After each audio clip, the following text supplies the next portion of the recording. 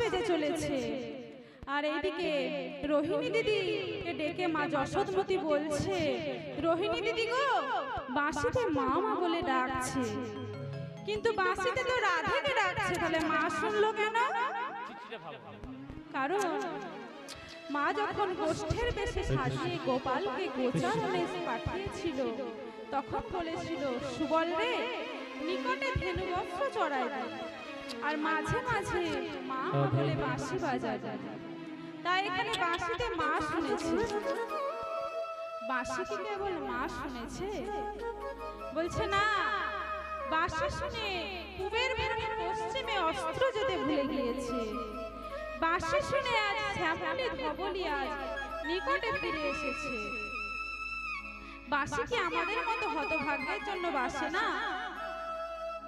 শুনিয়া সংকেত বাঁশি বড়াই ডেকে কয় রে, শুনিয়া সংকেত বাঁশি বড়াই ডেকে কয় রে, বাঁশি বড়াই বুঝি কয় রে, শুনিয়া সংকেত বাঁশি বড়াই ডেকে কয় রে, শুনিয়া সংকেত বাঁশি বড়াই ডেকে কয় রে, যাবি মথুরার বিলে হইল সময় রে, কে যাবি মথুরায় বিকে হইল সময়,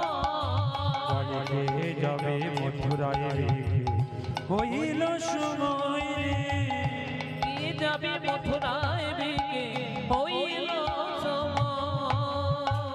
বাঁশি শুনে বড়াই গুড়ি লাঠি হাতে ঘুরি ঘুরি এসে বলছে, ললিতা ও বিশাখা, তোরা বাঁশি শুনিসনি? তখন রাধারানী আমার বলছে, বুড়িমা গো, ওদের সকলের যাওয়া হবে, কিন্তু আমার যাওয়া হবে না। বুড়িমা বলছে, কেন তোর যাওয়া হবে না কেন? বুড়িমা গো, তুমি তো সবই জানো, আমার শাশুড়ি ননদ কৃষ্ণ নামে যে বৈরী, তাদের ভয়ে আমি কৃষ্ণ নাম করা তো দূরের কথা, তার কথা আমি শ্রবণ করতেও পারি না।